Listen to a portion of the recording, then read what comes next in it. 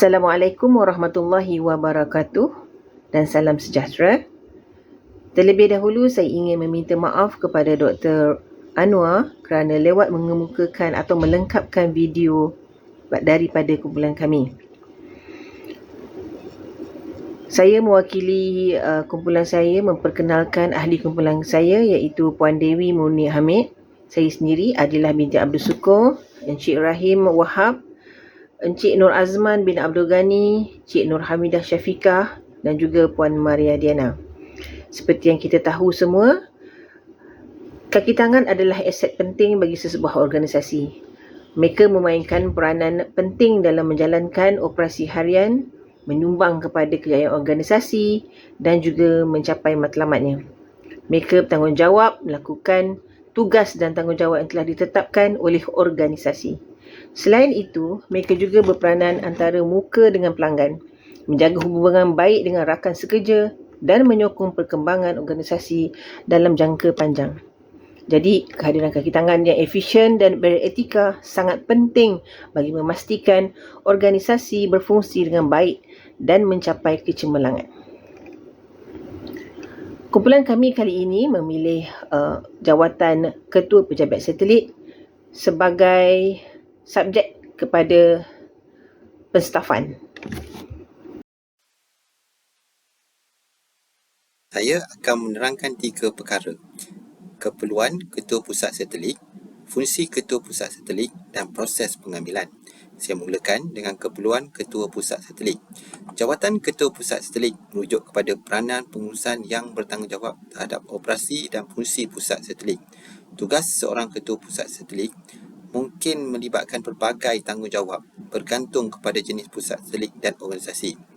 Berikut beberapa tanggungjawab yang dipegang oleh seorang Ketua Pusat Satelit.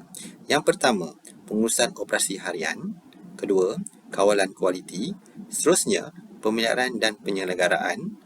Keempat, koordinasi dengan pihak luar. Kelima, kewangan dan pengurusan anggaran. Keenam, pengurusan pasukan. Dan akhir sekali, keselamatan dan kepatuhan.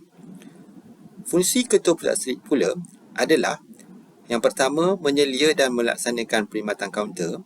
Kedua, menyelia dan melaksanakan urusan berofis iaitu daftar dan QRI bagi Akta 4, Akta 789, Akta 838 dan Akta 800 iaitu akta-akta yang diurus dan ditadbirkan oleh Perkeso. Yang ketiga, Ketua Pusat Satelit juga akan menyelia dan melaksanakan pembekalan alat pemulihan asas kepada semua penerima faedah yang layak. Saya teruskan dengan proses pengambilan. Proses pengambilan dan pengisian jawatan Ketua Pusat Satelit biasanya melibatkan beberapa langkah, termasuk penilaian calon. Berikut adalah tata cara umum yang boleh diikuti oleh organisasi seperti Perkeso. Yang pertama, penetapan kriteria jawatan. Kedua, pengiklanan jawatan. Seterusnya, penerimaan permohonan. Yang keempat, penyaringan permohonan. Seterusnya, temuduga.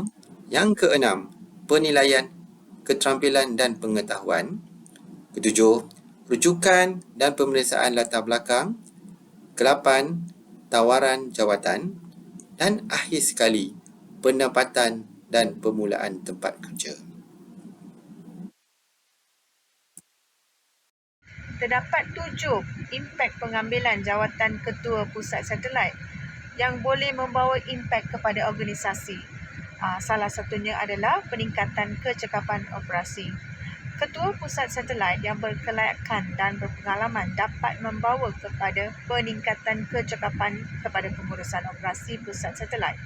Mereka dapat membimbing pasukan dan meningkatkan proses operasi. Yang keduanya adalah inovasi dan pembaharuan. Calon baru yang datang dari luar daripada organisasi mungkin membawa idea dan perspektif inovatif yang baru. Ini dapat membantu organisasi untuk terus berkembang dan menyesuaikan diri dengan perubahan industri dan teknologi. Yang ketiganya adalah peningkatan kualiti dan berkesanan pusat satelit. Seorang Ketua Pusat Satelit yang berkualiti tinggi dapat membawa kepada peningkatan kualiti dan berkesanan kepada operasi pusat satelit. Mereka boleh membantu meningkatkan prestasi dan mencapai matlamat organisasi. Seterusnya adalah pembinaan pasukan yang kuat. Pemilihan yang baik untuk jawatan Ketua Pusat Satelit dapat membina pasukan yang kuat dan berdaya saing. Mereka dapat memimpin, mengarah dan memotivasikan pasukan untuk mencapai sasaran organisasi. Yang kelima adalah kestabilan dan kepastian. Pengisian jawatan Ketua Pusat Satelit dengan seorang individu yang berkelayakan dapat memberi kestabilan kepada organisasi. Pemimpin yang kukuh dapat memberi jaminan kepada kaki tangan dan pihak berkepentingan. Yang keenam, peningkatan reputasi. Pengurusan yang berkesan dan operasi pusat satelit yang cemerlang dapat meningkatkan reputasi organisasi dalam industri dan masyarakat umum. Ini dapat membuka peluang untuk bekerjasama dan pertubuhan lebih lanjut. Yang terakhirnya adalah keterlibatan kaki tangan. Jika proses pemilihan melibatkan keterlibatan kaki tangan, ini dapat meningkatkan rasa kepemilikan dan keterlibatan mereka dalam perubahan organisasi. Ini hanya dapat membina kepercayaan dan sokongan terhadap organisasi. Dan ada lagi satu, iaitu penyesuaian budaya organisasi. Calon yang datang dari luar organisasi mungkin membawa perubahan budaya. Ini mungkin memerlukan penyesuaian dari segi kaki tangan dan pemimpin yang sedia ada.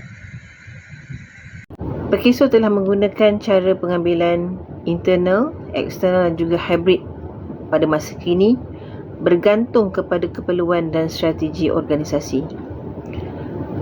Untuk pengambilan internal, ada kelebihan dan kekurangan. Pengambilan dari dalam organisasi dapat memberikan insentif kepada kaki tangan untuk meningkatkan prestasi dan pencapaian. Kaki tangan yang sudah berpengalaman dengan budaya dan organisasi mungkin dapat beralih ke jawatan Ketua Pusat Satelit dengan lebih lancar. Kekurangan yang ada dalam pengambilan internal ialah kekurangan kepelbagaian dan pengalaman baru yang mungkin dibawa oleh calon kita tak dapat. Mungkin mencipta kekosongan di bahagian lain yang mesti diisi, tidak ada. Bagi pengambilan eksternal, dapat membawa masuk idea dan perspektif baru yang mungkin tidak ada dalam organisasi. Memungkinkan pengenalan bakat baru yang membuka peluang untuk meningkatkan kepelbagaian organisasi. Kekurangan daripada pengambilan eksternal, adaptasi calon dari luar mungkin memerlukan masa lebih lama untuk memahami budaya dan operasi organisasi. Bagi pengambilan hybrid pula, kelebihannya menggabungkan kelebihan pengambilan internal dan eksternal dengan menyenaraikan jawatan dalam organisasi tetapi memberi peluang kepada kaki tangan luar untuk memohon. Mencapai keseimbangan antara memanfaatkan bakat sedia ada dan mendatangkan bakat baru. Kekurangan dalam pengambilan secara hybrid memerlukan penyelarasan yang baik untuk memastikan proses pengambilan yang adil dan transparan. Memerlukan pemahaman mendalam mengenai keperluan jawatan dan organisasi untuk membuat keputusan yang tepat. Sebelum membuat keputusan, penting untuk menilai keperluan jawatan Ketua Pusat Satelit, sumber daya manusia sedia ada dan strategi organisasi jangka panjang. Adalah baik juga melibatkan pihak-pihak yang berkaitan dalam proses membuat keputusan untuk memastikan sokongan dan pemahaman yang luas terhadap keputusan tersebut. Okey, Assalamualaikum. Okey, tajuk kita hari ini seterusnya kita akan membincangkan proses pengambilan jawatan pengurus pusat satelit. Okey, pengambilan ini adalah satu keputusan yang strategik yang memerlukan pelaksanaan yang berhati-hati lah. Maksud dia untuk memilih kandidat yang sesuai dengan penjawatan ini, kita ada beberapa proses yang kita akan ikuti lah. Okey, pertama sekali penyediaan dan penilaian keperluan jangka masa. Proses pengambilan pekerja ni dia mengambil masa yang agak panjang. Masa dia antara 3 hingga ke 6 bulan. Okey, pertama kita kena mengenal pasti tugas jawatan pengurus satelit, menentukan kriteria dan keperluan yang berkaitan. Maksud dia apa yang syarikat perlukan, mengikut kepada kehendak ataupun keperluan syarikat. Okey, persiapan seterusnya adalah dengan cara kita mengiklankan, iklankan jawatan sama ada bersifat dalaman ataupun di luaran. Okey, tetapkan tarikh pemilihan dan penjangan awal hendak dilakukan.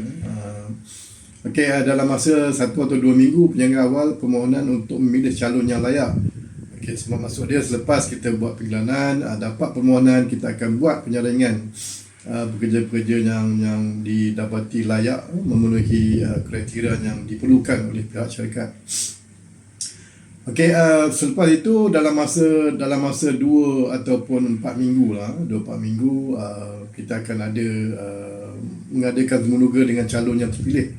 Okey, sekarang ni terdapat pelbagai cara metod-metod temuduga yang akan diadakan. Terutamanya contoh dia lah face to face ataupun secara online ataupun dilakukan secara hybrid. Okey, selepas aktiviti temuduga, kita akan mengumpul dan menyiasat maklumat daripada majikan terdahulu. Of course kepada kebiasaan dia, kita akan merujuk semula. Kita pun akan melihat semula kepada majikan-majikan terdahulu berkaitan dengan performance ataupun mungkin terdapat kesalahan ataupun terdapat masalah-masalah yang berkaitan dengan disiplin anggota yang akan diambil ataupun pekerja yang akan diambil. Okey, selepas itu menilai semua maklumat dan keputusan temuduga, tengok balik, filter balik, check balik adakah supaya tak terlepas pandang, check balik sama ada penuga itu betul-betul penuga yang layak diambil untuk bekerja dengan PKSO. Okey, selepas penerimaan kita menentukan tarikh mula kerja. After that semua dah selesai, kita akan tetapkan tarikh mula kerja.